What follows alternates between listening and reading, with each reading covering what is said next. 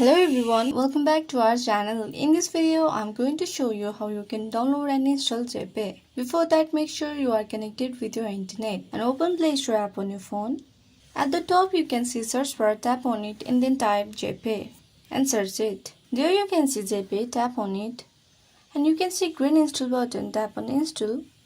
So downloading process can take some seconds or minutes depending on your internet speed. JPay is a private company that partners with state, country and federal correctional facilities across the country to provide safe and reliable as well as convenient services. So you can see our app has been downloaded and installation process is going on.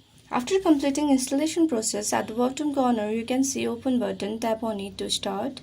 So our app has been successfully installed. Hope this video helped you. Please like, share, comment and hit the notification bell icon. Thank you.